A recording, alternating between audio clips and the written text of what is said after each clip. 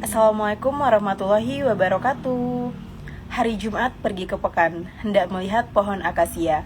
Selamat datang kami ucapkan di diskusi Instagram Live Ruanita Indonesia. Halo sahabat-sahabat Ruanita, bagaimana kabarnya? Semoga kapanpun dan dimanapun berada, sahabat-sahabat Ruanita selalu dalam keadaan berbahagia dan sehat selalu.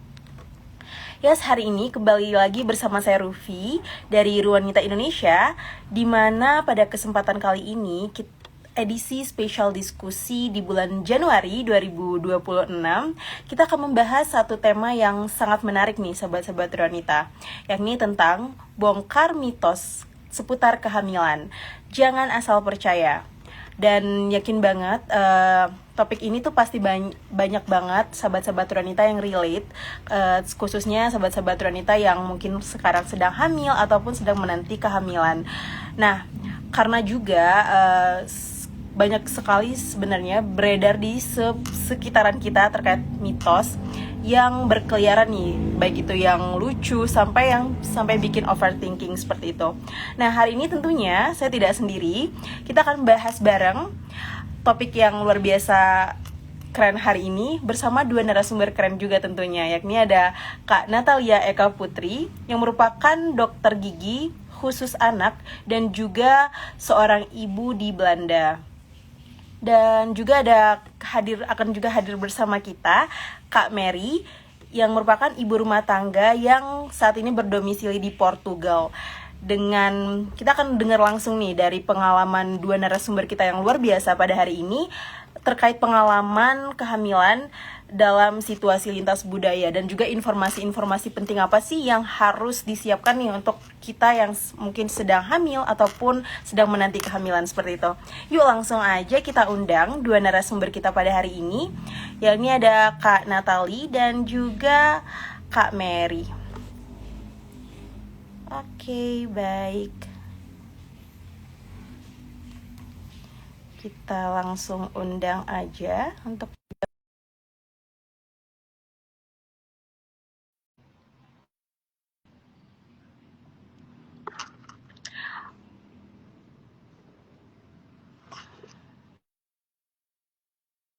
Oke, baik.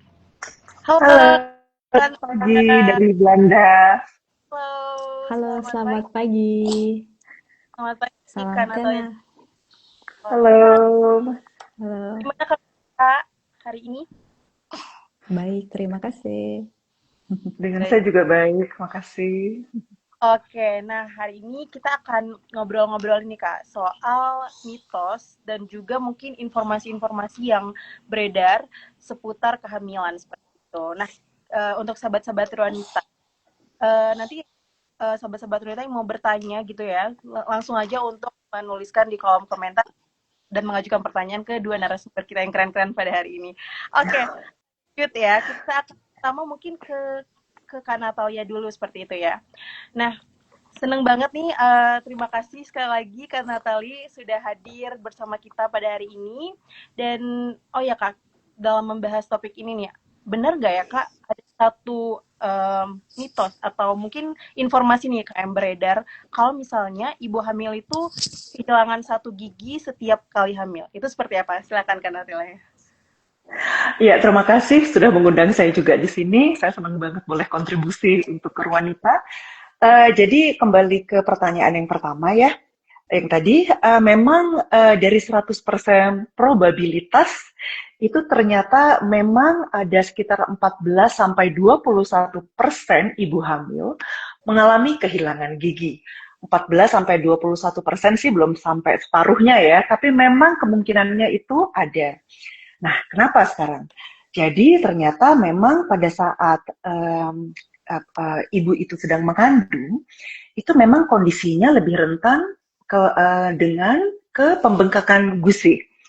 Nah, jadi jaringan gusi itu memang kita kenal sebagai jaringan dalam mulut yang penting untuk menahan gigi di dalam mulut kita.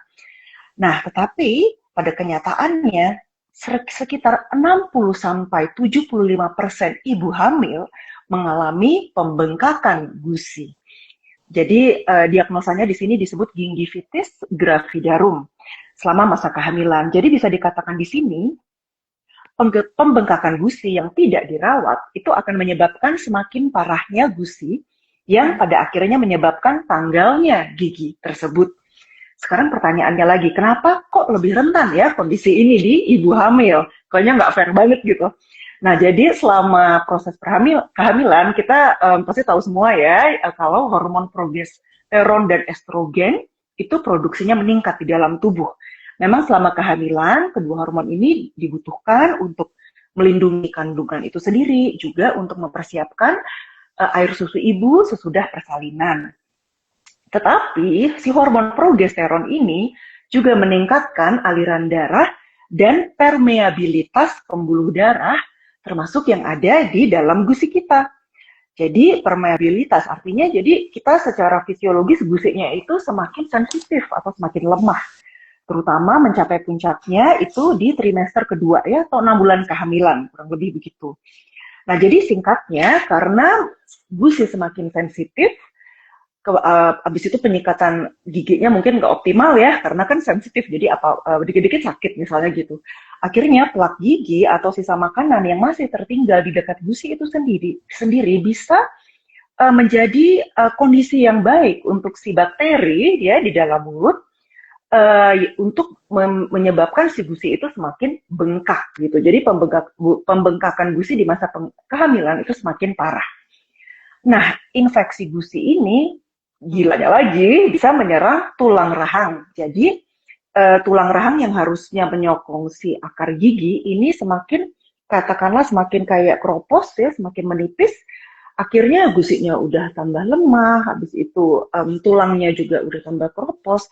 Akhirnya giginya nggak ada yang megang lagi kan, nggak ada yang nopang, akhirnya giginya itu tanggal. Nah, parahnya lagi, katakanlah kan itu masalahnya untuk si ibu hamil sendiri ya, tapi ternyata ada beberapa penelitian juga yang mendukung bahwa penyakit gusi ini juga dapat memicu kelahiran bayi prematur dan berat badan bayi di bawah normal. Jadi katakanlah poin pentingnya di sini adalah kesehatan gusi ibu yang terkait dengan katakanlah kesehatan gusi ibu ini mempengaruhi bagaimana hasil kehamilannya juga gitu ya. Karena peradangan gusi yang kronis itu menciptakan sumber infeksi dan peradangan yang dapat berdampak negatif pada janin yang sedang berkembang. Selain itu juga meningkatkan risiko kelahiran prematur dan berat badan bayi yang lemah, yang katakanlah kurang dari rata-rata normal pada saat kelahiran. Kurang lebih begitu penjelasannya. Oh, menarik banget ya. Berarti dari permasalahan tadi ya kayak gigi yang makin sensitif gitu, yang terjadi pembengkak itu tuh berpengaruh. Gusi, ya. Iya, pembengkakan Ya. itu berpengaruh ke hasil kehamilan, prosesnya jadi seperti apa gitu. Betul ya. Oke. Nah, ini juga nih Kak, mungkin kalau pas lagi hamil biasanya tuh ngidam nih, ngobrolin tentang ngidam. Yeah. Nah, kan biasanya tuh craving sama yang manis-manis kayak. Nah, itu mitosnya kalau misalnya itu hal yang normal dan gigi berlubang itu bisa jadi ya hal yang dimaklumi gitu. Itu gimana Kak? Apakah ada penjelasan medisnya seperti apa Kak Natali? Silakan.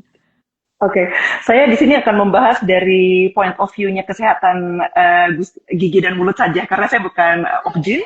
Jadi seperti yang kita sudah bicarakan tadi, selama masa kehamilan, hormon estrogen dan progesteronnya meningkat, ya. Ternyata hormon ini juga mempengaruhi pusat lapar di otak, membuat rasa lapar kita jadi makin muncul dan memicu keinginan untuk makan makanan tertentu. Ditambah dengan indera perasa kita ya jadi di lidah kita yang semakin peka. Apalagi ada janin, otomatis udah ada ekstra penghuni ya di dalam tubuh kita, otomatis dia juga butuh nutrisi, ya udah ada jadi tambah triple laparnya. Nah, sekarang gimana hormon ini bisa mempengaruhi katakanlah kebutuhan kita untuk ngemil atau snacking. Yang pertama, hormon progesteron itu meningkatkan otak, jadi katakanlah resistensi otak ya, jadi hormon progesteron meningkatkan resistensi otak terhadap hormon leptin. Nah, hormon leptin ini sebenarnya penekan nafsu makan, sehingga walaupun kadar leptinnya itu tinggi, otak tetap ngirim sinyal lapar terus gitu. Terus habis itu yang kedua estrogen. Kenaikan hormon ini juga berkontribusi pada perubahan selera makan dan membuat ibu hamil makin sering lapar. Nah, kita sekarang ngebahas tentang faktor lain ke penyebab ngidam ya. Yang paling pasti semua pada ngalamin adalah perubahan emosional. Biasanya kita tambah stres ya, nervous gitu, cemas pada saat hamil. Otomatis kita juga semakin membutuhkan kayak semacam comforting gitu ya, gitu. Jadi hormon estrogen dan progesteron meningkatkan stres kehamilan dengan mempengaruhi neurotransmitter otak. Jadi dia mengatur suasana hati, menyebabkan fluktuasi emosi, ya atau mood swing. Kemudian juga memicu gejala fisik nggak nyaman seperti kelelahan, kecemasan. Nah, otomatis itu karena itu ya kita juga membutuhkan sesuatu untuk converting diri kita yang bisa menghasilkan dopamin dalam otak kita. Nah, coba makanan apa yang paling bisa meningkatkan dopamin? Coklat. Katakanlah yang manis-manis gitu ya. Gitu. Jadi relasinya udah jelas banget gitu loh di sini. Jadi otomatis kalau kita hormon dopaminnya di dalam otak semakin meningkat, otomatis kita seneng, kita satisfied, kita puas gitu ya. Dan at least kita merasa lebih baik, katakanlah gitu. Dan masalahnya adalah kalau biasanya segala sesuatu yang meningkatkan dopamin ini otomatis bikin kita ketagihan. Nah ini nggak usah sama orang hamil, orang sehat pun yang nggak beda apa-apa ya, mau laki mau perempuan tetap aja. Kalau udah exciting pasti maunya terus ya kan karena ketagihan. Nah jadi katakanlah konsumsi gula atau makanan manis saat hamil itu memang bukan cuma berdampak sama katakanlah gigi kita ya. Jadi kita ngomongin pengaruh makanan atau minuman yang manis terhadap gigi.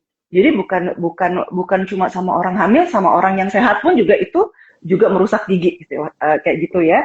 Tapi masalahnya kita sekarang mikir kalau misalnya kita ngemil pada saat katakanlah banyak makan makanan yang manis selama kehamilan, itu kan juga nggak sehat buat janinnya ya, karena kan itu mempengaruhi perkembangan otak. Nah, oleh sebab itu, jadi ngidam itu adalah kombinasi perubahan hormonal yang mempengaruhi rasa lapar dan selera, serta kebutuhan nutrisi psikologi selama kehamilan. Nah, sekarang pertanyaannya, apakah ibu hamil lebih mudah mempunyai lubang gigi? Jawabannya ya dan juga enggak.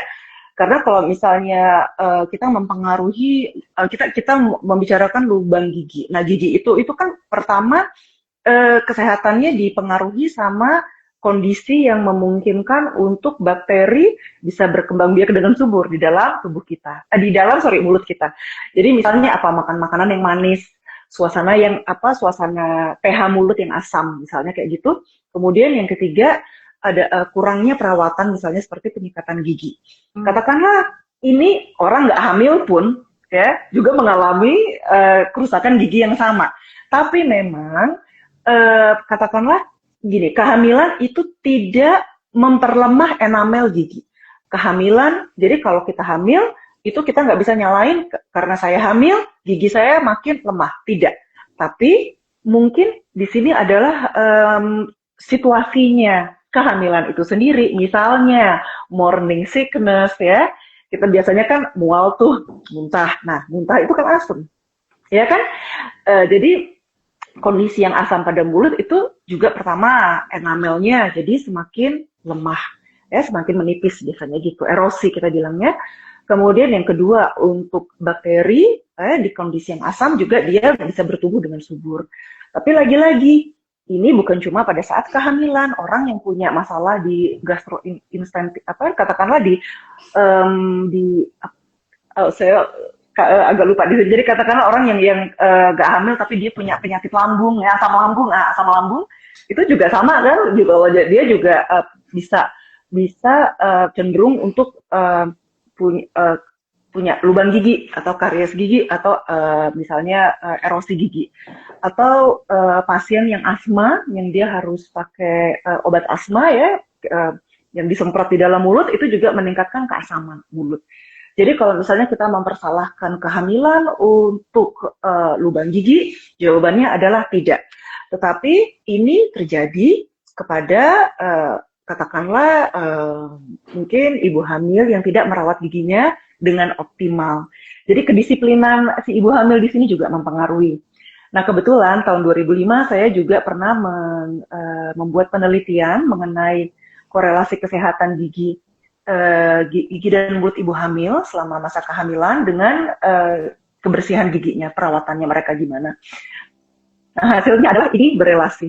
Jadi ini ada korelasinya. Jadi pada ibu hamil yang merawat gigi dan mulutnya dengan baik, yang punya kesadaran untuk disiplin dalam merawat gigi dan mulutnya, mempunyai resiko yang lebih rendah terhadap masalah gigi dan mulut. Begitu. Oke. Nah, berarti kalau misalnya pada saat sebenarnya boleh melakukan perawatan gigi. Ya, boleh. Jadi intinya perawatan gigi pada saat kehamilan itu tetap diperbolehkan. Justru kalau kami di Belanda di sini untuk sekedar informasi, kami sangat menyarankan ibu hamil untuk melakukan pemeriksaan rutin paling tidak 1 kali per 3 bulan atau 1 kali per 6 bulan.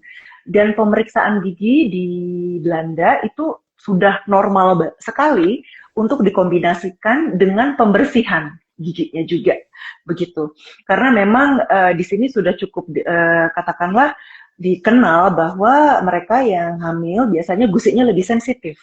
Jadi ya seperti saya bilang, walaupun katakanlah ada plak sedikit aja ya, ada sisa makanan sedikit aja itu gusinya langsung toeng ya, langsung bisa yang bengkaknya tuh yang wah apa kebangetan banget gitu bengkaknya. Padahal cuma sedikit. Katakanlah kayak gitu. Makanya kita di sini sangat menyarankan untuk tetap melakukan pemeriksaan dan pembersihan karang gigi 1 kali per 3 bulan atau 1 kali per 6 bulan. Kemudian apabila ada gigi yang harus ditambal juga nggak ada masalah, ya. Jadi feel free untuk melakukan penambalan itu, atau misalnya harus saraf gigi. Memang kalau bisa ditunda sih nggak apa-apa ya, tunda aja. Tapi kalau misalnya udah mulai ngilu-ngilu nih, misalnya nggak apa-apa, tambal aja, it's okay. Perawatan saraf gigi pun juga nggak apa-apa. Nah, kemudian mungkin untuk pemeriksaan ronsen ya. Nah, ini juga nih perkembangan terbaru. Dulu kan memang kita disarankan kalau misalnya bikin ronsen pada saat ibu mengandung kalau bisa nggak boleh gitu. Tapi sebenarnya ternyata dari penelitian yang ada ternyata tidak beresiko. Asal si ibu hamil ini pakai semacam pelindung, pakai apron gitu ya, pelindung untuk melindungi dari leher sampai katakanlah badan kandungannya itu semua, perut juga ya. Habis itu memang kalau nggak perlu, lagi-lagi kalau nggak perlu banget boleh ditunda, tapi bukan artinya nggak boleh, tapi hanya untuk kondisi darurat. Dan kalau misalnya penasaran nih ya, aduh apa ya ini kita harus lihat pakai foto. Nah, sebaiknya paling bagus itu dilakukan pemeriksaan ronsen gigi itu kalau sudah melewati trimester kedua. Iya, karena diperkirakan proses pembentukan janinnya sudah melewati masa-masa pentingnya. Kurang lebih kayak begitu.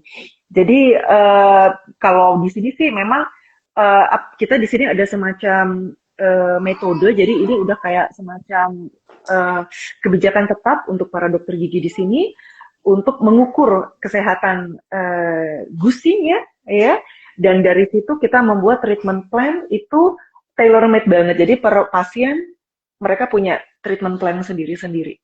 Apakah itu pembersihan gigi atau misalnya itu harus menggunakan obat kumur misalnya kayak begitu. Jadi di sini kita untuk perawatan gusi bukan cuma sikat gigi 2 kali per hari, tapi juga menggunakan kayak semacam soft picks atau tusuk gigi yang dari rubber gitu untuk membersihkan sela-sela gigi gitu. Oh, berarti tetap boleh ya Kak? Malah kan ya Kak untuk ibu hamil menjaga kebersihan. Iya, otomatis ya. Ada pertanyaan nih Kak di kolom komentar Kak Maria 3. Pertanyaannya, kalau suka gusi berdarah itu kenapa ya Kak? Silakan Kak Natalia. Iya, terima kasih. Jadi itu pertanyaan yang bagus sekali. Saya udah menerangkan tentang pembengkakan gusi. Nah, sekarang saya akan menginformasikan di sini gejala-gejalanya apa aja. Oke? Nah, jadi eh, ngomong balik lagi ke dua hormon itu ya, terutama progesteron ya, yang menyebabkan pembuluh darahnya itu katakanlah semakin permeable. Permeable ini salah satunya adalah karena dia bengkak, otomatis gusinya juga semakin gampang untuk berdarah. Jadi tanda-tanda peradangan gusi atau pembengkakan gusi, di sini kita belum ngomongin abses ya atau bengkak yang sampai apa kayak orang gondongan, enggak. Jadi pembengkakan gusi itu, jadi kita bisa lihat warnanya. Pertama warnanya itu dia lebih merah, merahnya itu lebih tua. Jadi biasanya yang sehat itu adalah warnanya merah jambu. Tapi kalau misalnya kalau dia bengkak itu warnanya itu lebih merah. Setelah itu yang kedua, dia permeable artinya dia lebih sensitif. Lebih sensitif artinya dia kesenggol dikit udah berdarah. Nah, itu kenapa? Itu karena pembuluh darahnya di gusi itu semakin melebar, otomatis dia lebih sensitif, kesenggol sedikit pun langsung berdarah. Tapi jangan, kalau kita selalu bilang di Belanda, jangan menyerah, tetap gosok gigi dengan baik, tetap menggunakan apa namanya soft fix itu ya, tusuk gigi, dan mungkin mbaknya juga bisa memeriksakan apa gusinya ke dokter giginya. Mungkin ada karang giginya juga di dalam gusi dan itu juga mengiritasi gusinya. Dan ini kan makanya kita bilang kan di sini gusinya udah sensitif banget ya. Jadi katakanlah ada sisa makanan dikit aja dia udah bengkak istilahnya gitu. Nah, jadi itu udah tanda pembengkakan sebenarnya gitu. Jadi apa sebaiknya diperiksakan, kalau perlu dibersihkan. Biasanya kalau apa akan sangat membantu juga kalau kalau mbaknya juga Mary tadi namanya ya, itu apa menggunakan kayak semacam obat kumur Oke, gitu. berarti Iya, kayak obat kumur. anjurkan tadi karena pembahasan kita adalah Mm-mm, katanya kan ada mitos yang beredar di masyarakat kalau sedang hamil mm-mm, itu sebaiknya tidak mm-mm, melakukan perawatan gigi atau ronsen gigi seperti itu. Ternyata ada juga mm-mm. dan sangat dianjurkan seperti itu ya kan Natali. Iya, iya, betul, betul. Mm-mm, Oke, baik. Dari Belanda kita akan lanjut nih ke Portugal seperti itu. Terima kasih Kak Natali dan mhm. kita akan ngobrol-ngobrol nih sama Kak Mary. Terima kasih Kak Mary sudah hadir bersama kita ini membersama sahabat-sahabat wanita. Kita akan membahas nih Kak terkait pengalaman Kak Mary waktu hamil. Mitos apa nih Kak yang paling sering Kak Mary dengar? Apalagi kan saat ini Kak Mary tinggal di lingkungan yang beda banget seperti itu. Gimana Kak Iya, Mary? betul. Ya, sebelumnya terima kasih atas kesempatannya. Em, untuk aku ada 2 kehamilan. Yang pertama memang di Singapura. Em, aku memang secara pribadi nggak terlalu ngikutin yang mitos-mitos ya. Jadi waktu itu memang ada satu hal yang aku ingat dari kehamilan pertama itu, waktu aku 40 minggu masa kehamilan, dokter tuh menyarankan nanti kalau misalnya bayinya nggak bergerak dalam jangka waktu tertentu atau lebih dari 2 atau 3 jam, nanti langsung ke rumah sakit, nanti dicek apakah nanti bayinya masih ada detak jantung. Posisinya memang waktu itu udah panik. Waktu itu tengah malam, jadi kita ke rumah sakit. Untungnya rumah sakitnya dekat dari rumah. Nah, pas ditanya sama suster, oh iya oke baik kita cek detak jantung bayi. Terus pas lagi proses pengecekan, ternyata susternya kasih aku air dingin supaya bayinya itu bergerak. Nah, Hmm. paling itu aja sih yang mitos yang aku masih ingat. Karena kan kalau yang aku dengar ya sejauh ini di Indonesia, ibu hamil itu tidak boleh banyak konsumsi air dingin. Tapi kalau aku pribadi memang aku nggak banyak minum air dingin kecuali seperti jajan di luar. Kalau di rumah memang kita nggak terlalu banyak minum. Cuman yang di rumah sakit itu aja sih. Ternyata iya benar. Jadi bayinya itu tidak bergerak dulu beberapa jam. Pas dikasih air dingin langsung kayak ada tendangan bayi. Itu aja sih yang bikin shock. Terus kehamilan pertama di Singapura itu dokternya memang menyarankan hal-hal yang perlu dihindari dan ada makanan yang nggak perlu dikonsumsi seperti nanas, terus ikan tuna, em, blue cheese seperti itu. Tapi kalau kehamilan yang kedua di Saudi Arabia itu sama sekali tidak ada tantangan. Cuma eh, lebih ke cek darah berkali-kali itu aja gitu. Oke, baik. Nah, mungkin dari ya pengalaman Kak Mary ini selama 2 kali kehamilan Kak, eh, gimana sih Kak cara Kak Mary mungkin menyikapi nih Kak saran-saran dari Mm-mm. keluarga terdekat seperti itu, apalagi kan mungkin yang kadang tuh yang memberikan saran orang tua kita atau mungkin saudara atau bahkan tetangga. Jadi kan suka Iya, bingung Kak gimana sih cara menyikapinya. Kalau Kak Mary sendiri seperti apa? Silakan Kak. ya kalau aku secara pribadi memang ada beberapa masukan dari keluarga dan teman-teman, tapi aku tanggapi dengan positif. uh, uh, Jelaskan kalau memang kita nggak terlalu percaya dengan mitos-mitos atau memang secara secara logikanya memang nggak terlalu gimana ya, maksudnya kayak di luar nalar gitu ya. Kayak misalnya harus bawa gunting atau benda tajam itu kayaknya lebih lebih gimana ya, nggak tahu ya. Jadi aku paling itu tanggapi dengan positif. Terus kalau memang ada opini yang kira-kiranya udah melebihi batas, lebih baik dialihkan pembicaraannya aja. Kayak mulai bahas yang lain. Terus ya memang perbedaan pendapat itu normal. Jadi kalau misalkan, tapi kalau ada orang memang beda-beda pendapat itu, tapi kalau sudah agresif lebih baik diabaikan daripada nanti stres. Yang penting kita tetap berpikir positif nanti supaya menjaga kita nggak suka stres ya selama kehamilan, berpikir positif bahwa kita bisa itu ngejalanin dari proses kehamilan sampai bersalin. Itu aja. Oke, wow. Jadi itu nggak apa-apa ya Kak. Maksudnya saran-saran itu yang datang dari keluarga dekat ya memang akan banyak. Dari kitanya ya mungkin menyaring informasi juga ya Kak ya. Yang mana nih yang tepat seperti itu. Iya, iya benar-benar. Nah, nah penasaran nih Kak, dari pengalaman Kak Mary nih selama 2 kali kehamilan, ada nggak nih Kak Iya. momen yang Kakak merasa tuh, wah ternyata tuh yang aku percaya dulu itu ternyata itu cuma mitos ya. Itu ada nggak Kak momen-momen itu dari Kak Mary? Kayaknya nggak terlalu banyak ya. Mungkin karena aku kehamilannya nggak di Indonesia. Jadi Yes. nggak terlalu berdampak. Cuma waktu itu kehamilan kedua memang pulang ke Indonesia. em, Percayakan mitos-mitos ketika ibu hamil nanti ada suatu hal yang mistis. Paling itu aja sih pas pulang ke Indonesia. Oh iya ya terasa gitu. Tapi setelah udah pulang balik lagi nggak biasa lagi. Iya benar. Itu aja sih paling yang kena karena kan karena dari kecil udah dengar ya dari orang-orang dulu, oh kalau ibu hamil itu nggak boleh keluar malam atau ibu hamil itu menghindari nggak ke pemakaman karena waktu aku pulang ke Indonesia memang nenekku meninggal jadi masih ada terasa mistisnya cuman biasa aja sih nggak terjadi apa-apa. Iya sih, memang. Tapi memang ya maksudnya kalau beredar banyak ketika ibaratnya di Indonesia ya Kak ya.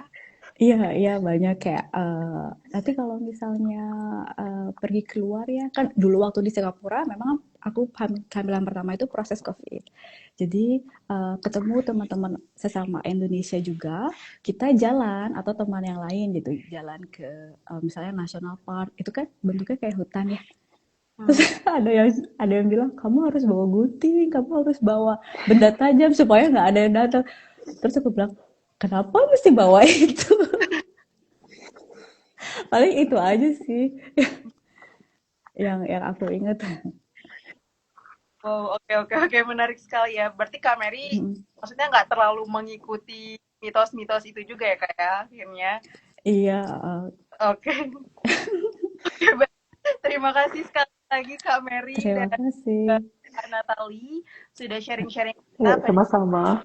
Dan tentunya dari diskusi kita yang sangat insightful hari ini, kita tuh dengar sharing dari dari perspektif dua sisi seperti itu, dari sisi medis yang disampaikan Kak Natalia dan juga dari real experience dari pengalaman ibu hamil yang disampaikan oleh Kak Mary. Nah, sebelum kita akhiri nih, boleh dong mungkin dari Kak Natalia dan juga Kak Mary untuk memberikan closing message untuk sahabat-sahabat wanita yang mungkin sedang hamil atau mungkin sedang menantikan kehamilan. Uh, Silakan dimulai dari Kak Natali. Silakan Kak Natali. Eh, ide apa gimana supaya kita tips supaya lebih bijak menyaring informasi itu maksudnya oke. Jadi di setiap keraguan janganlah ragu untuk berkonsultasi dengan dokter gigi yang terpercaya. Itu percaya itu penting banget ya karena mempengaruhi gimana kita juga bisa selanjutnya gitu ya. Tapi juga selain itu, thanks to the technology advance, kita sekarang sudah ada Google AI. Nah, jadi kita juga selalu bisa browsing dari Google AI. Kalau misalnya kita ada sesuatu yang kita ragukan dalam kehamilan kita, dan mungkin yang perlu dicek juga di sini narasumbernya. Karena yang paling ya betul. Karena yang membedakan mitos dengan fakta itu adalah data. Data itu adalah pembuktian ya dari mitos tersebut. Memang sih kadang-kadang saya berpikir kayak apa ya, kayak mitos itu kayak semacam katakanlah dramatisasi untuk menyampaikan suatu pesan tertentu supaya lebih didengar, kurang lebih begitu. Karena misalnya kayak seperti yang tadi kehamilan itu kayaknya mitos internasional ya, your pregnancy will cost you one tooth, katakanlah kayak gitu. Itu mitos internasional sekali. Memang kalau zaman dulu kan dokter gigi katakanlah di ilmu kedokteran giginya belum seperti sekarang.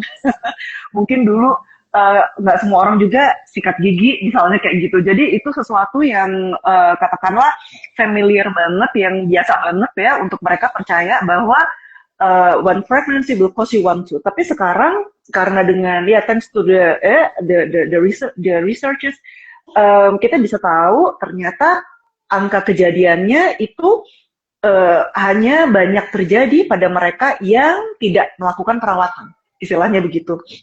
Yang kesadarannya masih kurang. Jadi itulah gunanya kenapa kita perlu data ya untuk melihat validasi informasinya. Kurang lebih begitu. Jadi kebenaran suatu informasi karena semuanya ada data ilmiahnya. Dan ya saya mendoakan sukses buat para ibu hamil, go for it. Yang paling penting kita harus ingat kita melakukan ini untuk bayi kita, karena mungkin kalau lubang gigi kita bisa kita tambal gigi misalnya ya, giginya lepas, udah ada gigi palsu canggih-canggih sekarang. Tapi kalau perkembangan janin itu kan beda ya, itu katakanlah itu kan suatu kehidupan baru yang merupakan kehidupan baru berkat dari Tuhan yang dititipkan ke kita. Jadi saya rasa itu yang lebih kita harus ingat, kita merawat diri kita untuk bayi kita juga nantinya. Saya rasa itu sih yang paling penting. Ya, sekali. Berarti kalau pesan dari Kak Natali tadi adalah jangan mudah terpercaya gitu ya kayak dengan informasi-informasi Ya, belum selalu cek. Ya, selalu Betul, cek. betul. Selalu cek datanya gitu. Natali, dan lanjut nih ke Kak Mary. Pesan yang ingin Kak Mary sampaikan untuk ibu-ibu yang saat ini kebanjiran karena tadi ya teknologi pastinya informasinya juga banyak yang beredar. Iya, betul. Pesan dari Kak Mary yang ingin sampaikan. Silakan Kak Mary. Terima kasih karena Trias sudah memberikan pesan-pesannya dan aku setuju sama pesan dan saran dari Kak Natalia. Kalau menurut aku apapun tantangannya selama kehamilan, selalu mengutamakan kesehatan ibu dan janin yang ada di dalam kandungan, dan selalu mengutamakan berpikir positif selama tantangan dari kehamilan sampai nanti bersalin, karena itu penting banget supaya semuanya itu lancar gitu. Oke. Itu aja. Oke, baik. Terima kasih Kak Mary. Terima kasih juga ya, kan. Sama-sama. Terima kasih. Sobat wanita yang sudah bergabung. Nah, dari obrolan tadi nih, sadar untuk selalu cek dulu kebenaran dari informasi yang ada, dan juga ingat kehamilan itu unik seperti itu ya Kak. Karena setiap ibu itu pasti punya pengalaman kehamilan yang berbeda-beda, kondisi kehamilannya juga berbeda-beda ya seperti itu ya Kak ya. Iya, Dan betul. adalah tadi selalu cek informasi yang benar dan juga dukungan yang sehat, dan juga jangan takut untuk konsultasi ke dokter seperti itu ya Kak. Oke, Sip.